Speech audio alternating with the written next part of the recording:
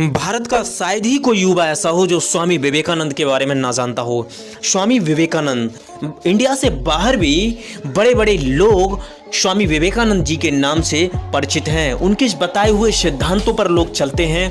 उनके द्वारा बनाई गई कुछ बुक्स प्रिंसिपल्स को फॉलो करके अपनी लाइफ को सफलता के मार्ग पर ले जाने की भरपूर कोशिश करते हैं। दोस्तों, स्वामी विवेकानंद उठो जागो और तब तक मत रुको जब तक लक्ष्य की प्राप्ति नहीं कर लेते। ये दोस्तों शब्द उन्हीं स्वामी विवेकानंद के हैं जिन्होंने 12 साल तक अखंड ब्रह्मचर्य व्रत का पालन किया। वो एक ऐसे सन्यासी थे जो अपने जीवन में आत्मज्ञान और खुद की आध्यात्मिक तरक्की के पीछे इतने ज्यादा इन्वॉल्व हो गए, इतने ज्यादा खुद मेंटली रूप से इंक्लूड हो गए कि उनकी अल्पायु में ही मृत्यु हो गई। हालांकि महान संतों की कभी मृत्यु नहीं होती है, वो सिर्फ अपने शरीर का त्याग करते हैं। दोस्तों, स्वामी जी का जीवन हमेशा संघर्ष से भरा हुआ रहा। उनके जीवन का उद्देश्य आध्यात्मिक जीवन में उन्नति और लोक कल्याण करना था। दोस्तों, स्वामी जी की मृत्यु इतनी अल्पायु में क्यों हो गई, इसके पीछे क्या वजह रही, यदि आप ये जानना चाहते हैं तो आप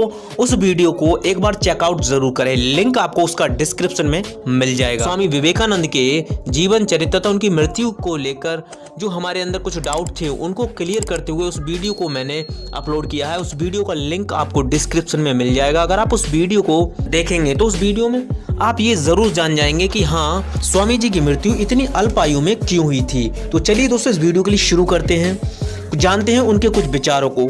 मैं स्वामी विवेकानंद हमारे देश के युवाओं, बलवान बनो, बुद्धिमान बनो, वीर्यवान बनो, यही तुम्हारे लिए मेरा उपदेश है, मेरा संदेश है। देश के युवाओं, तुम्हारे ही निज कर्मों से हमारे देश की तरक्की होगी, हमारा देश आगे बढ़ेगा। यदि आप ही दिशा भटक जाओगे तो फिर हमारे देश को दिशा कौन दिखाएगा। दोस्तों, ये कुछ शब्द हैं स्वामी विवेकानंद के। दोस्तों, क्या आप जानते हो वो कौन सी शक्ति थी जो स्वामी जी की आवाज में ओजस्ता, आंखों में चमक और शरीर में पुष्टता लाती थी?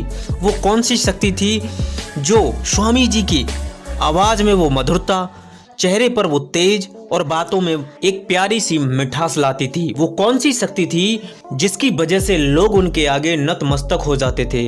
वो कौन सी शक्ति थी जिसकी वजह से स्वामी जी को हर कोई अपना मार्गदर्शक समझता था? दोस्तों, एक बार एक व्यक्ति ने स्वामी जी से पूछा कि ब्रह्मचर्य क्या है, ब्रह्मचर्या की शक्ति क्या है? तो इस पर स्वामी जी ने कहा, ब्रह्मचर्या पुरुष का बल और तेज है, ब्रह्मचर्या स्त्री की सुंदरता और रज है, ब्रह्मचर्या जीवन की सरलता है और पराक्रम भी। ब्रह्मचर्या को धारण करने वाला व्यक्ति आनंद से भरा हुआ रहता है, वो निर्भीक होता है, वो वीर्यवान होता है, वो सत्य प्रिय होता है, वो सबका हितैषी होता है, वो व्यक्ति सहज होता है जो ब्रह्मचर्या को धारण करता है। स्वामी जी हमें आगे बताते हैं कि जब कभी अंधकार होता है तो अंधकार का नाश करने के लिए प्रकाश की आवश्यकता होती है, वैसे ही अज्ञान का नाश करने के लिए ज्ञान की आवश्यकता होती है। ब्रह्मचर्या वही ज्ञान है और वही प्रकाश। जिस तरीके से दोस्तों जन्म और मृत्यु के बीच में जीवन होता है और उसी जीवन के बीच में एक आनंद होता है जिसकी अनुभूति हर किसी को नहीं होती है, ब्रह्मचर्या वही आनंद है, वही आनंद की अनुभूति है। एक बार स्वामी जी अमेरिका गए। अमेरिका में स्वामी जी से बात करते हुए एक सज्जन, एक जेंटलमैन ने कहा, हेलो सर। इस पर स्वामी जी ने जवाब दिया, नमस्ते। फिर जेंटलमैन ने यह सोचा कि शायद स्वामी जी के लिए इंग्लिश नहीं आती है, चलिए स्वामी जी से हिंदी में बात करते हैं। तो ऐसे में उन्होंने पूछा, कैसे हैं स्वामी जी? इस पर स्वामी जी ने जवाब दिया, आई एम फाइन। इस पर अमेरिका का वो जेंटलमैन सोचने लगा कि स्वामी जी से जब मैंने हेलो सर कहा तब स्वामी जी ने नमस्ते क्यों कहा, और जब मैंने कहा कैसे हो तो आई एम फाइन क्यों कहा। पूछने पर स्वामी जी ने बताया कि जब आपने कहा हेलो सर तब आपने अपनी मातृभाषा का सम्मान किया था और मैंने नमस्ते करके अपनी मातृभाषा का सम्मान किया, लेकिन जब आपने मेरी मातृभाषा का सम्मान किया कि कैसे हैं आप, तब आपने हमारी हिंदी मातृभाषा का सम्मान किया, फिर मैंने आपकी मातृभाषा का सम्मान किया। दोस्तों, इससे ये सिद्ध होता है कि स्वामी जी हमेशा अपने देश के सम्मान के प्रति कर्तव्य निष्ठ थे। वो भारत देश और भारत देश की संस्कृति को हमेशा गौरवान्वित करना चाहते थे। दोस्तों अब मैं बात करता हूँ स्वामी जी की ब्रेन के बारे में।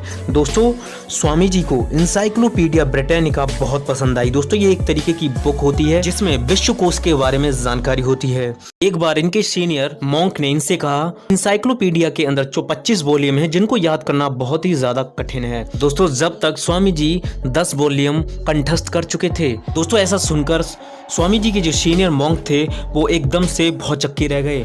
स्वामी जी का जो मस्तिष्क था वो बहुत ही ज़्यादा पावरफुल था। वो एक बार जिस चीज़ को पढ़ लेते थे उसे वो कंठस्थ कर लेते थे। आप उसके बारे में कभी भी कहीं भी किसी भी वक्त पूछ सकते थे, जिसका जवाब वो बिल्कुल सटीक दे देते थे। स्वामी जी एकता को बढ़ावा देते थे, इसीलिए स्वामी जी ने एक कास्ट से दूसरी कास्ट में शादी कराई, जिससे लोगों के अंदर हम सब एक हैं जैसी भावना उत्पन्न हो। देश की तरक्की तभी हो सकती है जब सब एकजुट होकर द्वेष भावना त्याग कर प्रेम से अपने देश के हित में और अपने हित में कार्य करें। स्वामी जी ने अमेरिका में दया और सभी धर्मों को एक्सेप्ट करने की आवाज़ उठाई। स्वामी जी ने हमें बताया कि सभी धर्म ईश्वर तक पहुंचने का एक मार्ग है। हमारे लिए सभी धर्मों से प्रेम करना चाहिए। हमें किसी भी धर्म के अंदर देश भावना नहीं ढूंढनी चाहिए। अंत में स्वामी जी बेलूर मठ में रहे। उनके लिए अस्थमा की प्रॉब्लम हो गई, जिसकी वजह से उन्हें सांस लेने में काफ़ी दिक्कत होती थी और इसकी वजह से उनका जो शरीर था वो भी काफ़ी ज़्यादा कमज़ोर होता हुआ जा रहा था। अंत में स्वामी जी ने 39 वर्ष की अल्पायु में ही अपने नश्वर शरीर का त्याग कर दिया। स्वामी विवेकानंद जी ने अपना संपूर्ण जीवन गरीबों असहायों की सेवा करते हुए व्यतीत कर दिया। उनका मानना था कि जीवन अगर है तो उसमें शांति तभी मिलेगी आपको जब आप गरीबों की मदद करेंगे, आप ऐसे लोगों की मदद करेंगे जो लोग असहाय हैं। देश के युवाओं को स्वामी जी ने संदेश दिया अपने देश से प्रेम करने का, अपने देश की सेवा करने का। स्वामी जी ने कहा कि वकील, डॉक्टर और इंजीनियर बनने के अलावा हमारे लिए अपने देश की तरक्की पर भी ध्यान देना चाहिए, अपने देश की सेवा पर भी ध्यान देना चाहिए, अपने देश से प्रेम भी करना चाहिए, क्योंकि दोस्तों हमारा देश हमारी पहचान है। दोस्तों आज की इस वीडियो में हमने जाना स्वामी जी की विचारधारा के बारे में कि उनकी विचारधारा कैसी थी, कैसे वो हमेशा युवाओं को इंस्पायर करते थे, असहाय और गरीबों की मदद करते थे। दोस्तों आज की इस वीडियो में इतना ही। मिलेंगे एक और नेक्स्ट वीडियो में एक नई जानकारी, एक नई मोटिवेशन के साथ में। तब तक के लिए गुड बाय। जय हिंद, जय भारत।